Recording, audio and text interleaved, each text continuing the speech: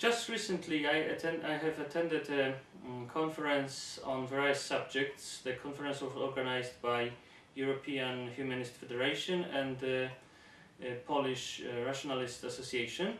One of the subjects and one of the panels, I took part in this panel discussion. One of the panels was about what does it mean to be European today. As a sign to demonstrate, to manifest that I not necessarily identify myself as European, I wear this hat now, cap now, when talking to you. So the problem with identifying oneself as European is this. There are many problems with this statement. When we pick and choose some of the universal values and try to sell them as European, the problem begins, because when we take, for instance, the rule of law, the first country that really applied the real equality of law, equality of rights, was the United States in the late 18th century when it was created.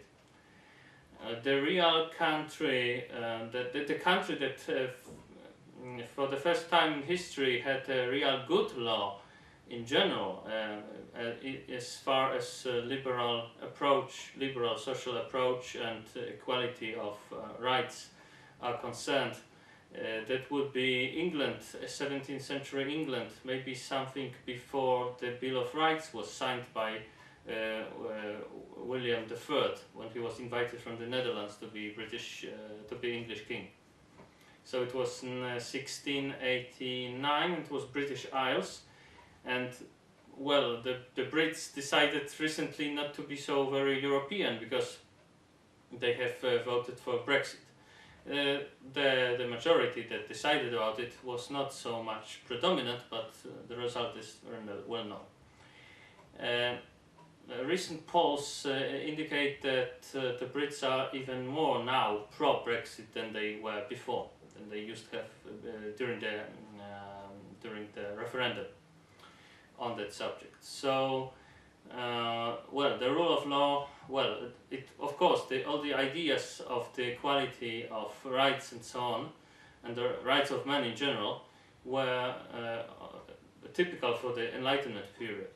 And it's true that Europe during this period has adapted and took as their those values. Much of Europe, not all of Europe, of course, because we had some problems in the 19th century with aggressive nationalism, with socialism, with war between classes, the social strata, and we had also problems with fascism and communism and Bolshevism and so on. So they were all European inventions, I'm afraid. So that's not, of course, does it not mean that fascism was not, for instance, or communism was not present in South America, for instance. But today, when we talk about, for instance, the free speech, the Americans tend to allow more free speech in the public sphere, because they have no such bad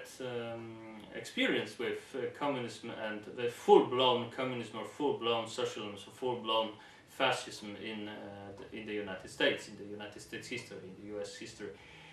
Of course, in South America it looked slightly different, but when we tend to think what's European and what's not, we usually concentrate on our inner quarrel within Europe, or what should be European, how far we should identify ourselves as European. We very seldom we hear the voices from outside our of our continent. For instance, in the United States, Europe is treated as well. What's really European from American point of view? That would be, I think, the overgrowth of idealism, the overgrowth of ideology, so to speak, over the practical politic, the non-pragmatic approach. That's true that when, for instance, when the Germans are thinking about Americans, the first stereotype, of course, apart from McDonald's and so on, that would be American pragmatism, the quiet American pragmatism, and that's something what the Germans envy, the Americans. and so that Europe is, so to speak, not so much pragmatic, and the Americans would say that this is an existentialist approach, very a little bit too dogmatic, a little bit too philosophical, a little bit and not pragmatic enough. And so that would be European. The European would be European value, as seen from outside, would be also the concentration on the abstract things, not on the real problems. For instance, when the Americans are talking about immigration and immigration law, they usually tend to think how many we could assimilate, how many we could check if they are not terrorists or something. So that's a concrete, pragmatic discussion. When we hear the discussions about immigration laws in Europe, we hear slanders like you are racist, you want to, the one side would say those who opposed mass immigration are racist, those who support those that want to finish off Europe and I don't know, Christian civilization or something. That's of course those voices we can also hear in the United States, but they are not so predominant.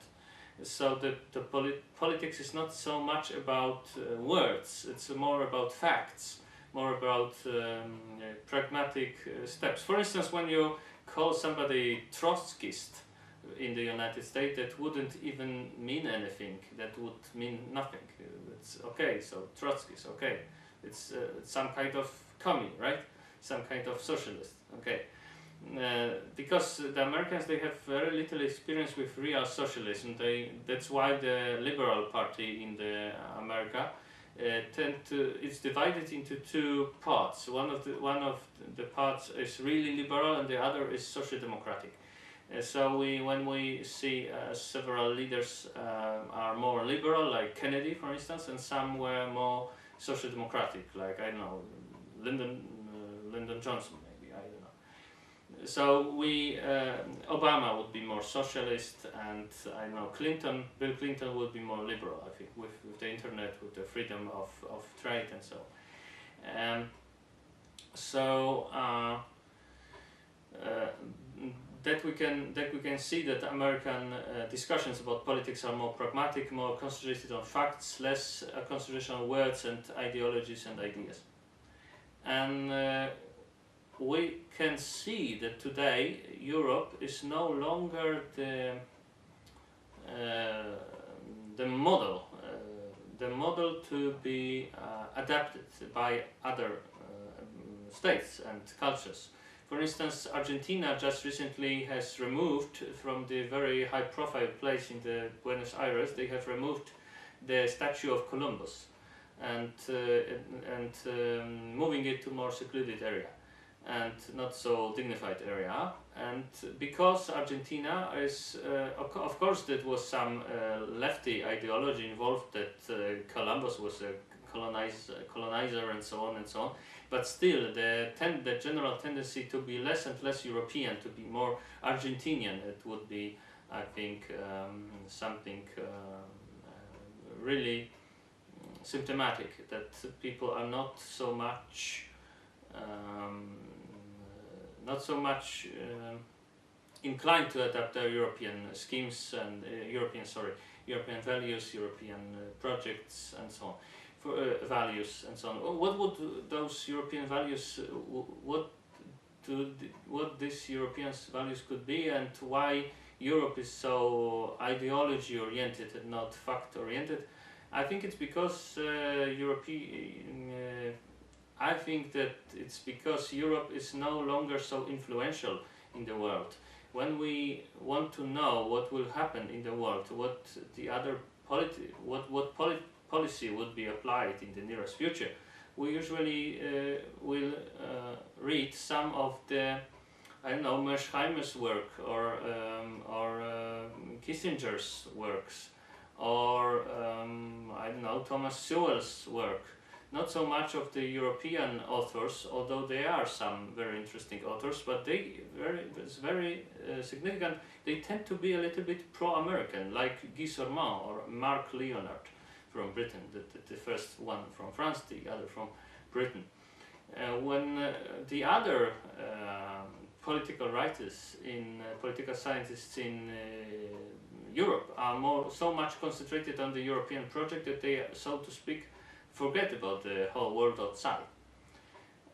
When we want to know what will happen in the world in the nearest future, we will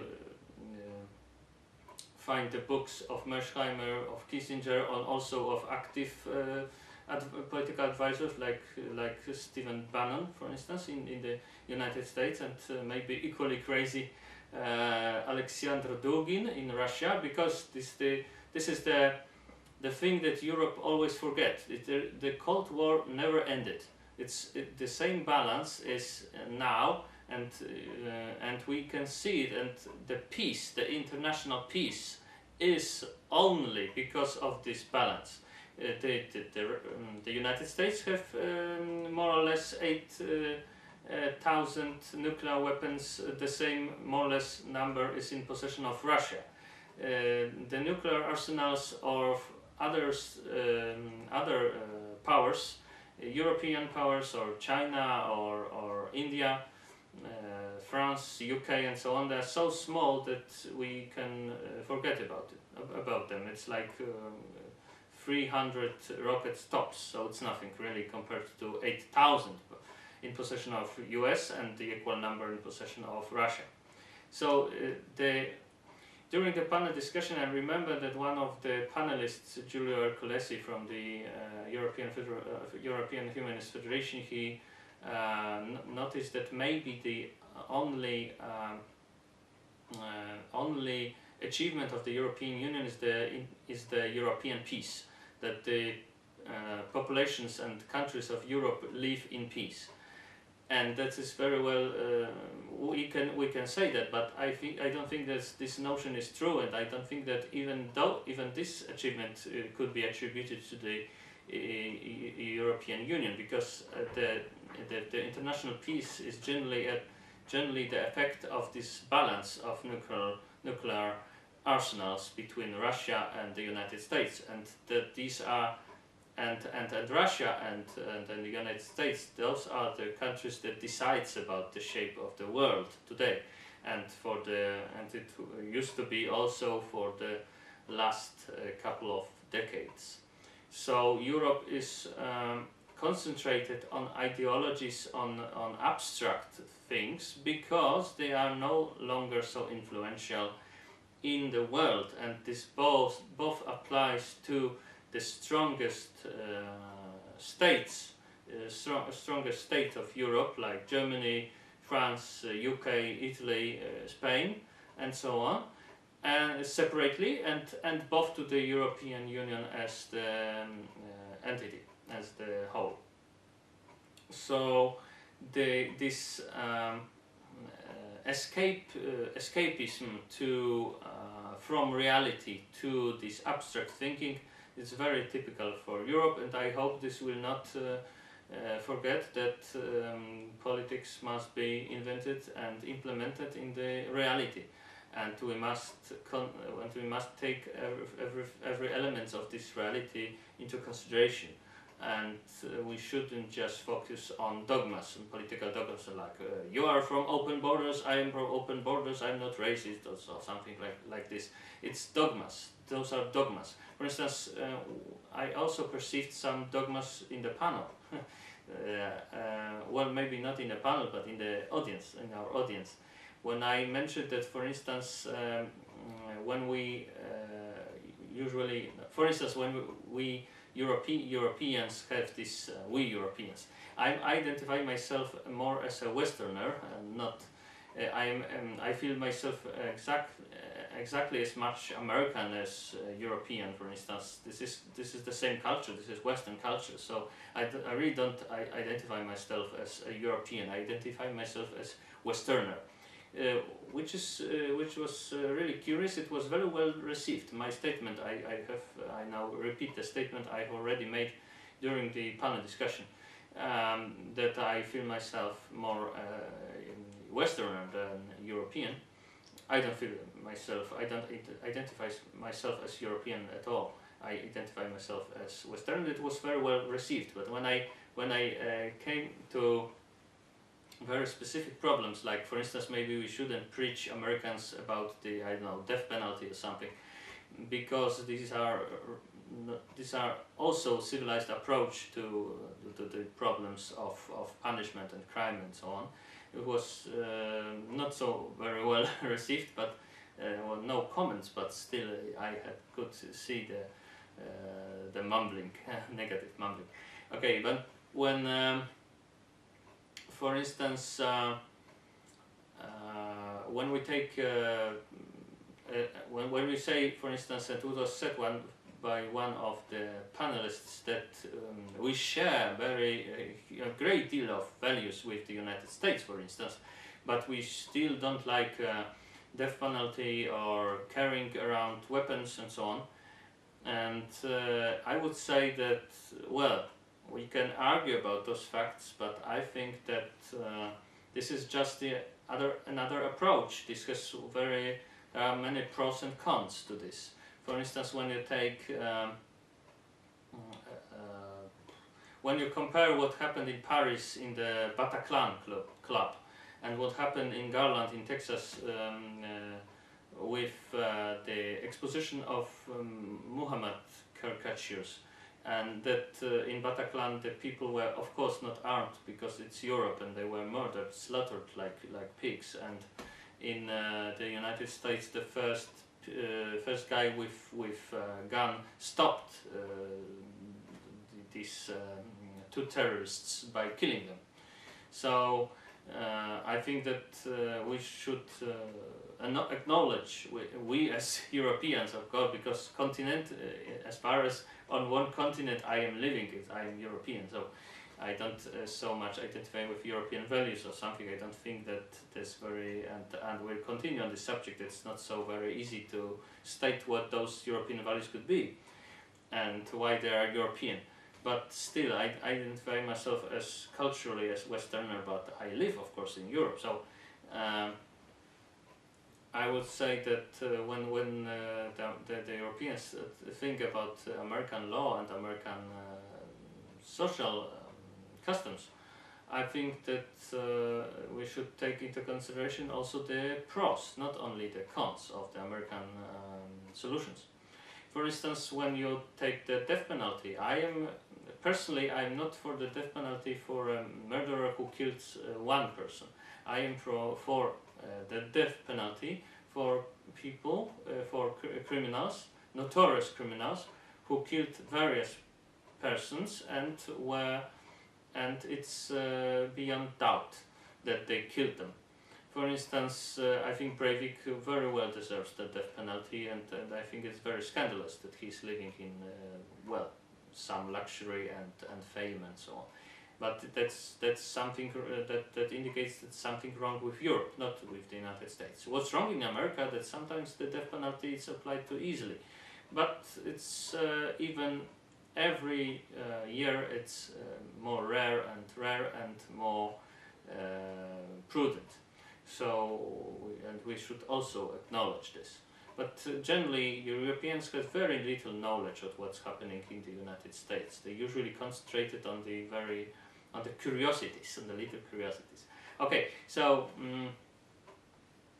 I think that Europe is preaching those values because they want to stress the self-importance, the importance of Europe. But politically speaking, Europe is not so much important anymore, and the global politics is decided in Washington and Moscow, and I don't think that it will change. It's very well possible, because people are now talking constantly about China and the growth of China. China still have very small nuclear arsenal.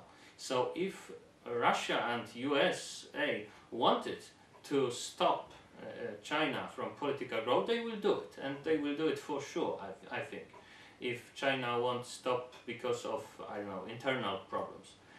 So we are so excited about the China, but I think that it could that this dominance of USA and Russia, they could very well be constant. It could be for ages, for centuries, for thousands of years. I don't see why not. I don't see why not.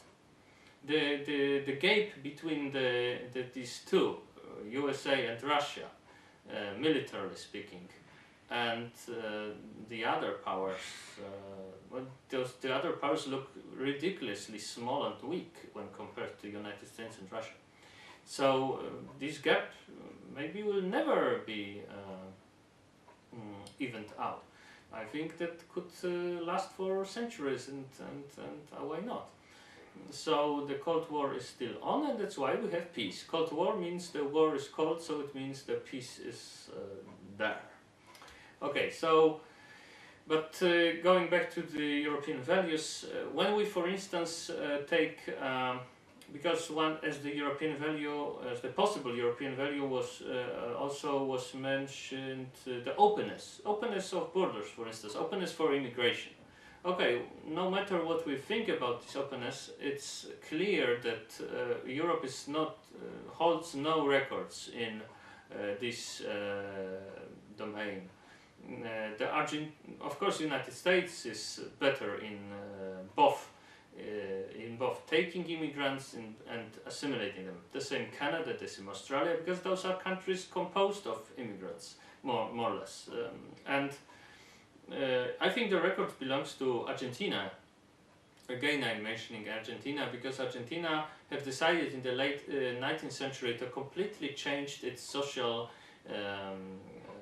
its society, so to speak, and they made it deliberately, and they have invited millions of people from Russia, Prussia, Italy, Spain, Portugal, and so on, and they created a multi-ethnic society, and this society was far more European than it used to be before, with the gauchos and with this still colonial kind of society. And I think it's also very symptomatic that is the most European, both socially and ethnically, society in the South America decided not to be so much European, decided to get rid of the statue of Columbus. That it's really strange, and I think it's symptomatic of how much importance Europe has lost during the past several decades. Okay, what could be the value of Europe then? I think it's very hard to say. I think I would stick to I would stick to this Americans' outlook, because as one of the for instance, when you take what Europe geographically, it's also not easy, because we had to get rid of Russia, had to get rid of Turkey, and why so? Maybe not completely, because most of Russians live in the European Russia, and very well, not most, but a high percentage of Turkish people live in Istanbul, and Istanbul is in the European part of Turkey. So it's also not so visible, even geographically, what Europe is. I think we are first and foremost Westerners, and when we say Westerner, we know what does it mean to be Westerner. We know it's Enlightenment, it's liberalism, and so on. We know what does it mean. But when we talk European, we don't know what we mean. And what's really interesting that one of the panelists, the man from Great Britain, from the UK, has stated that okay, the British are not so existentialist, and that's why they have resigned from. They quit the European Union. But I think the British people are very existentialist. Okay, but still, I think that his view view of what happened during Brexit, the view of Mr. David Pollock was wrong. It's not that Britain has resigned of the European Union. It was the European Union, the core of the European Union, and Mr. Juncker and consortes, who have decided to scare out the Brits from the European Union, because the Brits were always problematic. They wanted the free trade. They wanted to implement some America in Europe, and that's why they had to the core of the European Union. That's why it has of course Belgium, Luxembourg, the Netherlands, Germany, Italy, France, and so on. Maybe Spain also. They wanted to get rid of the Brits because they were always making problems. They wanted to be more liberal, less social democratic, less. They wanted to cut some social benefits and so on. They wanted to implement some America in Europe, and how it was achieved. Well, Mr. Juncker just started during the British referendum on Brexit, no or yes to Brexit. Mr. Juncker started to talk about the European army, which was always opposed by the Brits in general. So it helped the Eurosceptics magnificently. And the same with the discussion about giving automatically passports to all people which now live in the Turkish camps for refugees. So by giving them automatically passports of the European Union, this was always also proposed by Mr. Juncker and the European Commission during the referendum. So they wanted to scare Britain out of the European Union, and they succeeded. So okay, but going back to the European values, I don't know what those would be. I don't know. I really don't know. I think we should stick to Westerner, and for instance, I recently found on Facebook the group about European classical music. I understand it if I would paste the link to, I don't know, Aaron Copland or Mr. Louis Gottschalk or Mr. I don't know, Mr. George Gershwin's music, or from Russia, I don't know, Mr. Mussorgsky, Господин Mussorgsky's music, that would be not accepted there, yes? Because there's no such thing as European classical music. It was born in Europe, but it spread all over the world. So the same with the European values. I don't see what those are. I think those are Western values, and we are Westerners.